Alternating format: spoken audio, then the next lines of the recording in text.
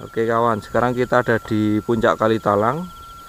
Belakang itu Merapi jelas sekali. Pagi ini kita sudah dekat sekali ini. Paling enggak di sini itu 3-4 km ya. Nah, dengan kawan fotografer Pak Susi. Pagi ini suasana cukup cerah ya, tapi tidak secerah kemarin. Kemarin lebih tajam, sekarang agak hazy. Agak ada itu semacam kabut biru-biru itu.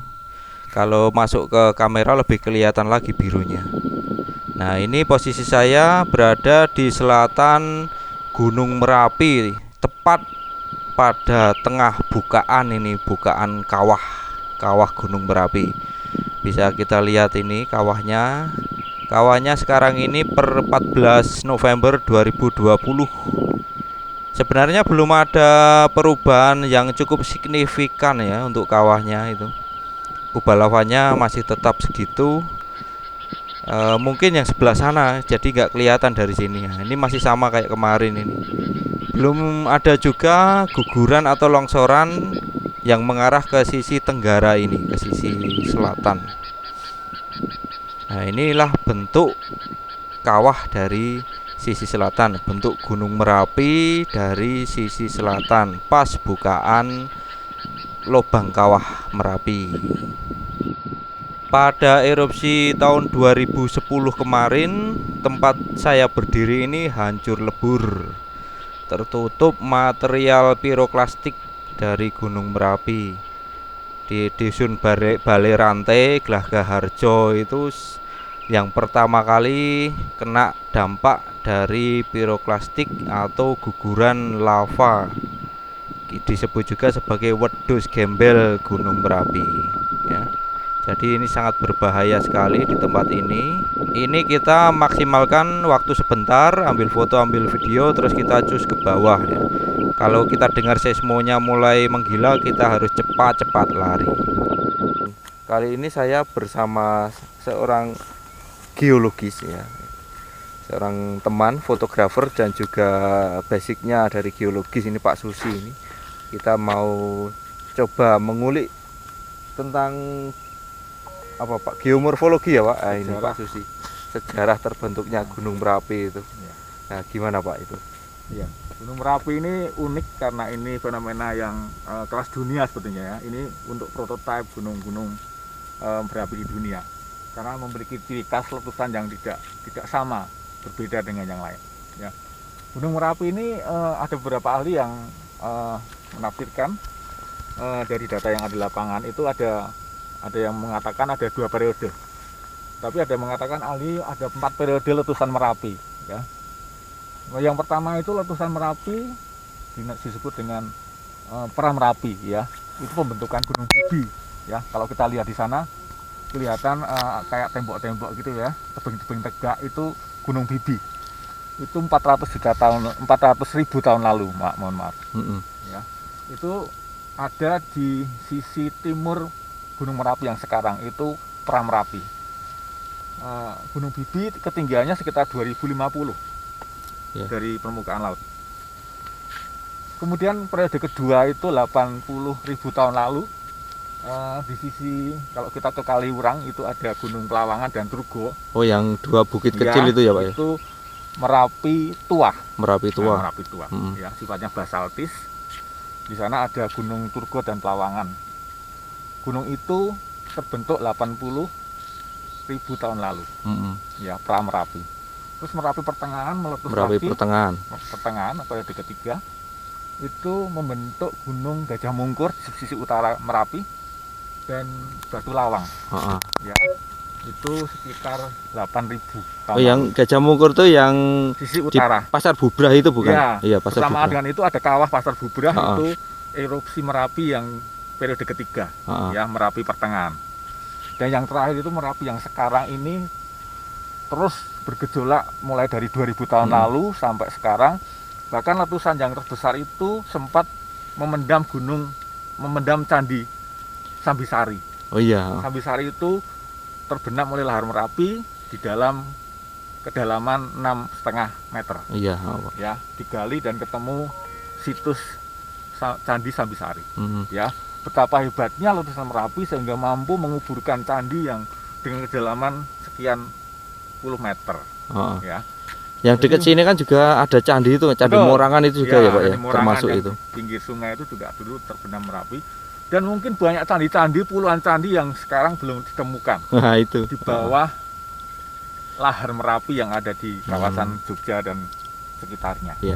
Hampir tiap tahun itu sepertinya kita ketemu candi baru Pak. Kemarin yang di Magelang itu tahun ini kan itu. Iya, kita gali, ketemu lagi petani bertani, bercocok tanam, ketemu batu digali, candi lagi ya. Jadi peradaban ini Merapi itu sempat menguburkan peradaban. Ya, sebuah peradaban hilang. Peradaban Mataram kuno, Mataram Hindu, Mataram Buddha itu hilang karena apa? Karena lahar Merapi. Vulkanolog dari seluruh dunia datang ke sini meneliti Merapi. Ya. Kalau orang Indonesia tidak menghargai Merapi, orang Jogja sangat sayang karena ini gunung ini monumental banget, ya monumental banget. Ya.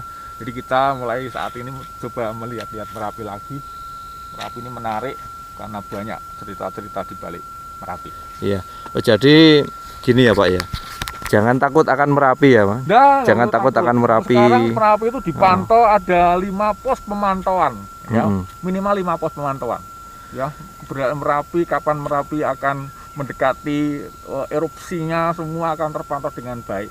Karena ini gunung ini jadi perhatian dunia. Iya. Ya. Warning sistemnya juga sudah jauh lebih baik sekarang ya Pak ya. Sistem sudah baik. Mau meletus saja udah pada ngungsi, udah. Ini periode letusan 2020 ini diperkirakan juga akan terjadi. Pengungsi sudah mulai diungsikan ya.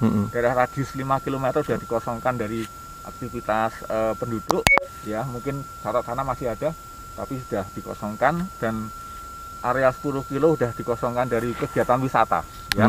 Sekarang Merapi sudah masuk fase ketiga, itu fase siaga. Ya, sebelum fase 4 fase awas Merapi ya. Fase ketiga dari fase waspada, fase 2 dari fase siaga Merapi. Jadi kita perlu siaga semua. Jelas kan ya. Kalau kurang jelas nanti taruh di komen tentang apalagi ini, tentang sisi apa? Morfologi Merapi atau sejarah terbentuknya Gunung Merapi ini. Itu dijelaskan Pak Susi tadi ya. Nah, ini adalah daerah Gunung Bibi ya, Merapi tua. Bisa kalian lihat itu tebing-tebingnya itu. Nah, yang di atas sana itu belakangnya itu belakang bukit kecil itu adalah Pasar Bubra, Gajah Mungkur ya, Merapi Pertengahan. Dan ini adalah Merapi Muda yang sekarang kita lihat itu. Nih.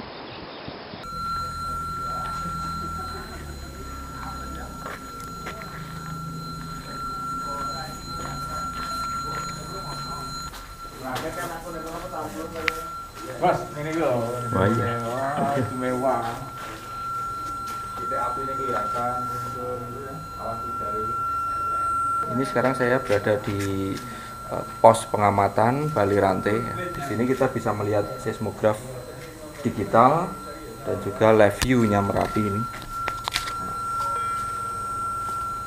Ini live view-nya Merapi, kawan-kawan bisa temukan di YouTube-nya ya. Ini induk Bali Rantai, dicari di YouTube ada live view terus ya. Nah, ini seismografnya digital.